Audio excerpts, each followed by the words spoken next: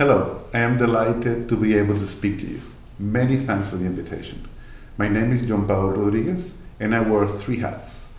I spend most of my time chairing the UCN Species Survival Commission.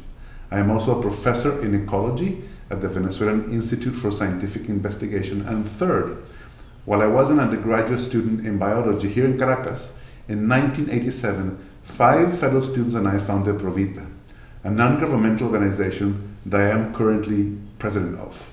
So I move between academia, national and international conservation organizations. I call myself an irrational optimist, have always been. There is no question that conservation works. We have plenty of evidence that nature can recover, that carefully crafted interventions can reverse species declines. We have seen it in the sea, on land, and in rivers and lakes. Much more money is spent on destroying nature than on saving it. Anything that we can do to tip the balance in favor of nature will have a positive impact. And that's what I am always aiming for. Now, 2 major challenges have shaped my professional life. The first one I call the Biodiversity Paradox. The second is the disconnect between global priorities and local action.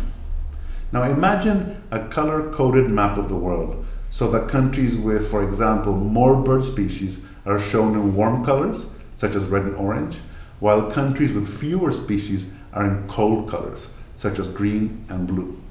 You would see tropical areas in red and orange changing progressively to green and blue as we move to higher latitudes.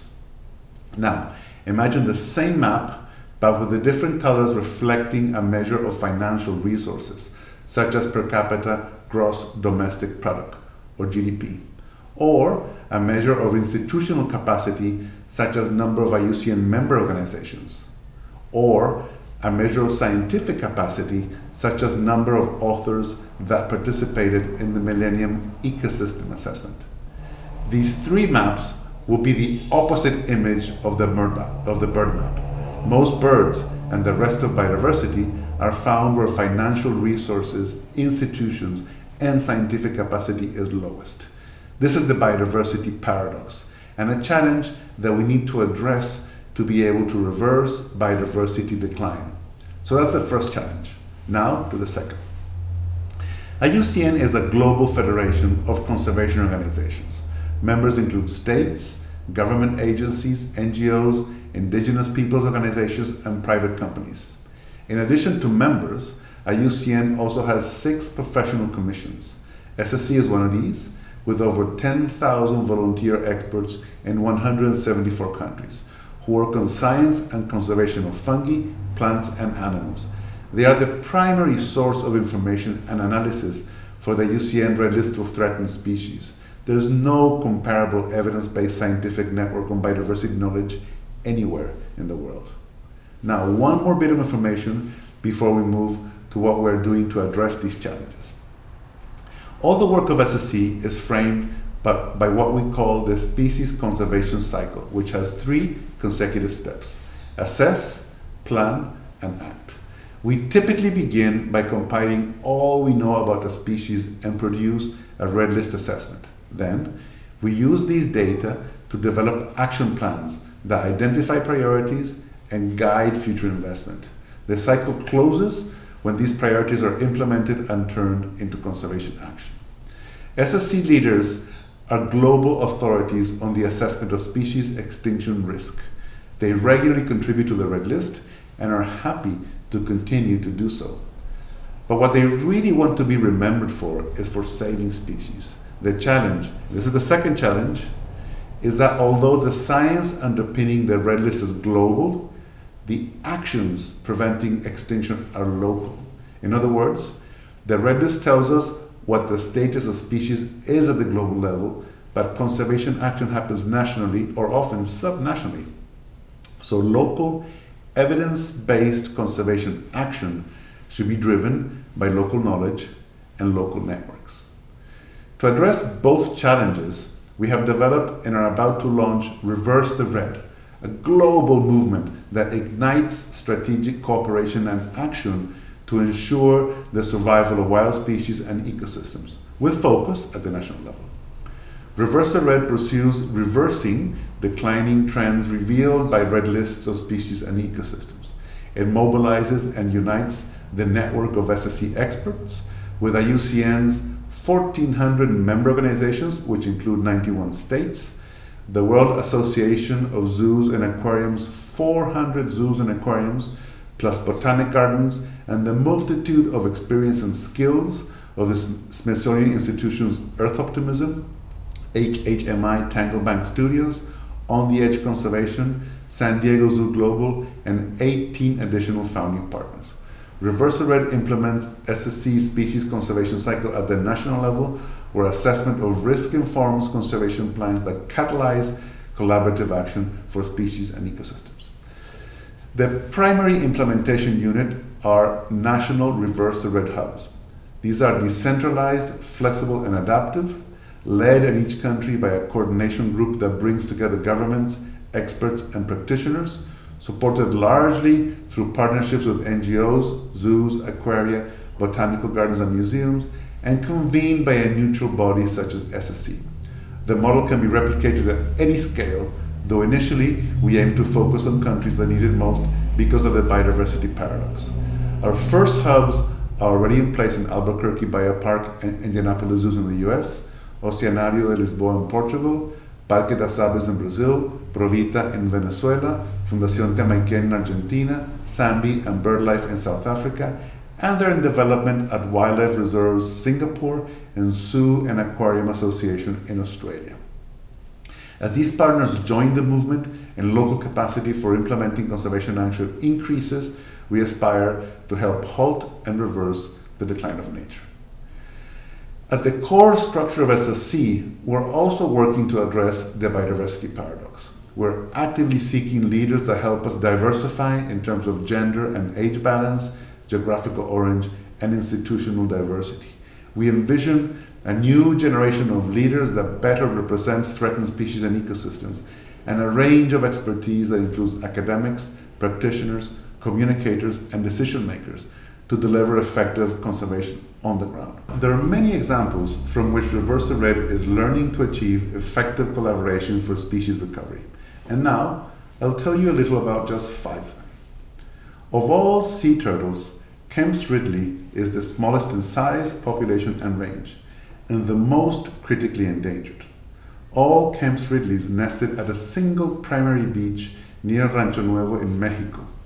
By the time this remote location was discovered by a scientific community in 1963, the population was already in steep decline, and by the mid-1980s, only a few hundred females were left.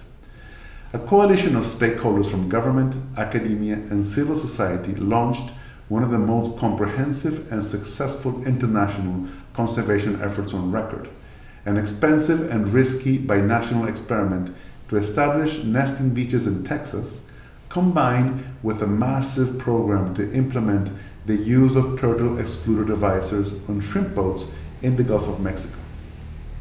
By the early 2000s, Kemp's Ridley was on an exponential recovery trajectory that, with a few dips, has now continued for decades. The Guam kingfisher, Sihek in local Chamorro language, was extinct in the wild in 1986 due to predation by introduced brown tree snakes. A mere 29 individuals are rescued and held in human care in zoological institutions in the United States and Guam. At present, there are 140 Sihek, and their release into the wild is planned for 2022. The Waimang and the Tenkile are 2 tree kangaroos that may have become extinct from their native Papua New Guinea were it not for the community-based conservation program of the Tenkile Conservation Alliance. During the last decade, populations of these tree kangaroos have benefited from a hunting moratorium while supporting the well-being of people through improvements including water tanks, reliable food, fair land access fees, participation and training in tropical forest management.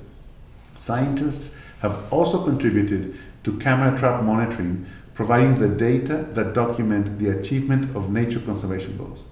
By focusing both on the needs of people and wildlife, although Waimang and Tenkile continue to be listed as critically endangered, the forest and their populations, as well as the benefits they provide, are stable. Jatamansi, or spikenard, is one of Nepal's most commercially valuable and heavily exploited plants, used around the world in aromatherapy, cosmetics, and food products. The harvest of Jatamansi in 9 Nepalese districts provides at least 15,000 people with an average 25% of their annual income. Populations are declining due to habitat loss and overharvesting, threatening the survival of the species, the ecosystem's wider biodiversity, and the livelihood of harvester communities. Conservation measures have focused on building capacity in Nepal by training nearly 1,000 Jatamansi harvesters, 40% of them women, and working also with consumers to ensure sustainability of trade. This has shifted trade from being the primary threat to the species to its main incentive for conservation. Forest restoration has been widely embraced by governments as a powerful tool to mitigate climate change. But it must also play a role in recovering threatened native species and the ecosystems that they inhabit. The Parana Pine is a towering tree growing 40 meters in height, found in southern Brazil, Argentina, and Paraguay. The extent of Araucaria forest, that's the scientific name of the Parana Pine, is believed to have declined by more than 97% in the last century. There are major plans across Brazil with the government committed to restoring 12 million hectares of forest by 2030 in response to the Bond Challenge. Local nurseries are planting organizations support Parana Pine restoration, as well as increasing the number of other threatened tree species. Research has been undertaken since 2011, locating mother trees in the wild as a source of seeds. Threatened trees are now grown in a dozen nurseries, and training is provided to farmers, NGOs, businesses, and universities. All these efforts have taught me that we must never give up. Even in the most improbable of situations, conservation works. We just need to do more of it. We are interested in hearing from you and listening to your ideas and suggestions. We can all help reverse the red. Please join us.